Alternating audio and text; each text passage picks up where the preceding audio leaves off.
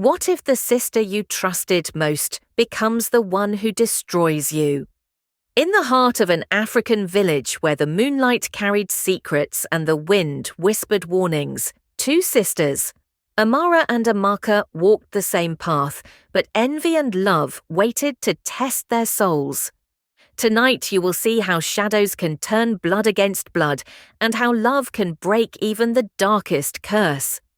The villagers of Umuofia adored Amara.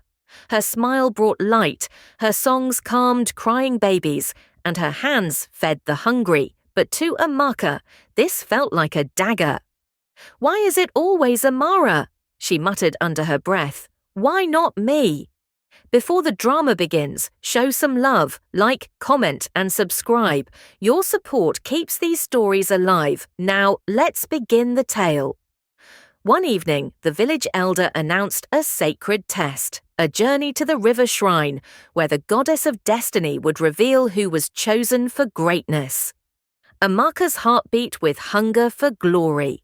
Amara only sought peace, yet both sisters would step into a night that would change their lives forever. As the moon rose, the two sisters stood before the river. The water glittered like stars, and the wind carried a whisper, "Only the pure in heart shall receive the blessing." Amaka, curvy and confident, stepped forward first, offering golden beads. The river was silent. Then Amara, slim and gentle, bowed low and offered nothing but her prayer. The river stirred, a bright light erupted, and the voice of the goddess thundered, "One sister shall rise, the other shall fall, envy will decide." The crowd gasped, and Amaka's eyes filled with fire. From that moment, sisterhood would no longer be enough to hold back destiny. The village awoke to the news of the goddess's prophecy. Some people began to praise Amara, believing her humility had touched the goddess. Others clung to Amaka, blindly assured that beauty and confidence made her the true chosen one. From that day, a subtle distance grew between the sisters. Amaka's smile hid a deep wound. Each laugh, each praise Amara received felt like a knife in her heart. One night, as the wind howled through the palm trees, Amaka knelt beside the river. Tears filled her eyes as she cried out, "Why her? I have given everything, yet you choose Amara, who has nothing." The water trembled. A dark figure rose from the depths, a spirit not of light but of shadow. It whispered, "Your sister's destiny can be yours if you are willing to pay the price." Amaka's hand shook, her heart raced. Deep inside, envy had become a seed ready to sprout into something far more dangerous. And so the bond of sisterhood stood on the edge of betrayal as the moon hung silently above the village. The dark spirit's voice was like a whisper of thunder, promising power, yet wrapped in deception. "Amaka, your sister's destiny is within reach. All you must do is offer something precious, something no one can replace." Amaka trembled. "What? What do you want from me?" The spirit laughed softly, the sound like crackling dry leaves. "Your tears, your blood, and the trust of your sister." Her heart pounded. How could she betray Amara, the one who shared her childhood laughter, who held her hand when fear struck?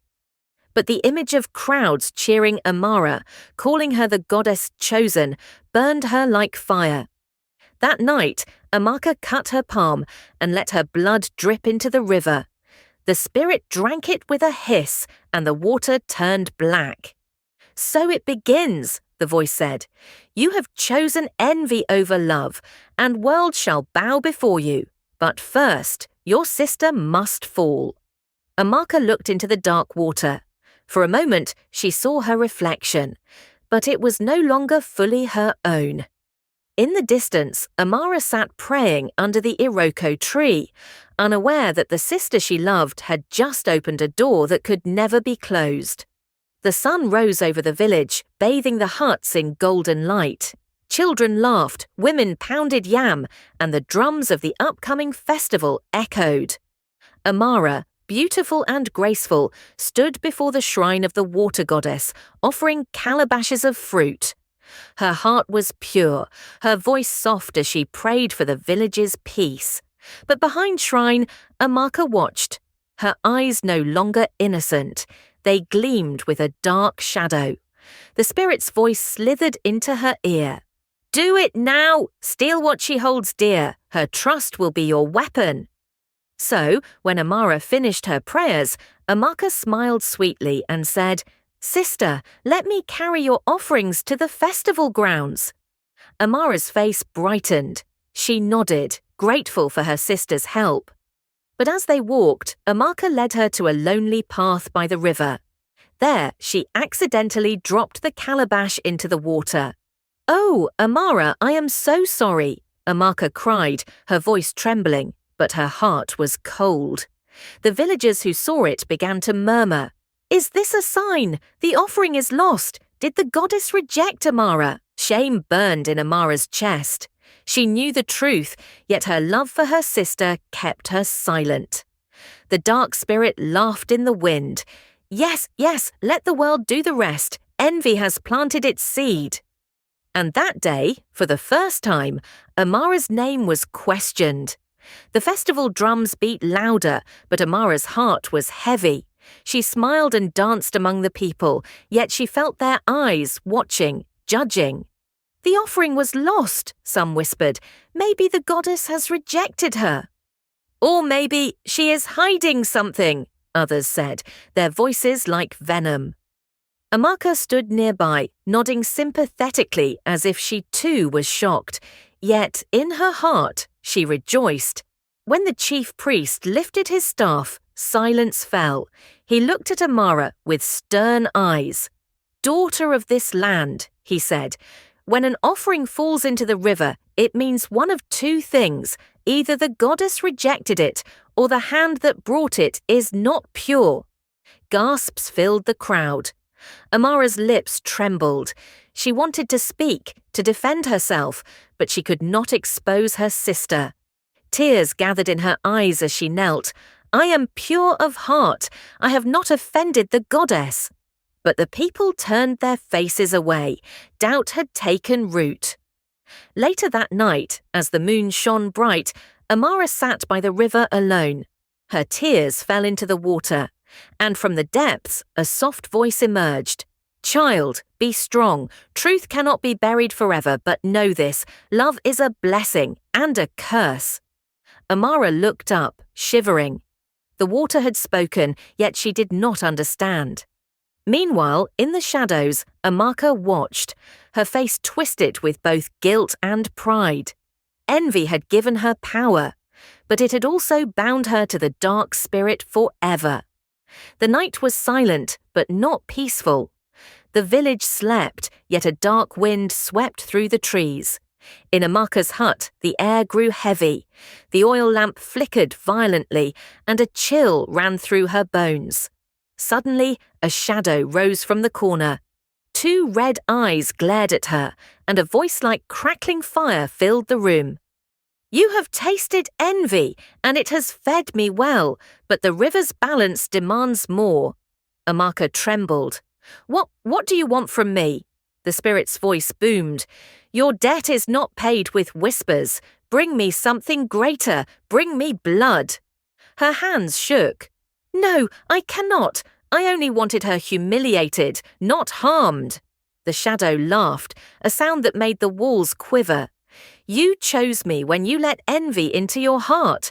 There is no turning back. Give me what I ask, or I will take it myself." Amaka screamed, covering her ears, but the voice did not stop. Meanwhile, Amara dreamed restlessly. In her sleep, she saw a vision, her sister drenched in blood, a stranger's hand pushing her towards a dark river. She woke, gasping, clutching her chest. "Oh, goddess, what is happening to us?" she whispered. But outside, the night creatures shrieked, as if they too felt the curse that had been awakened. The spirit's demand echoed in Amaka's ears. She tried to resist, but the dark force grew stronger every night. One evening, a chicken vanished from a neighbour's coop. Bloodstains led to Amaka's hut. No one could explain it, not even her.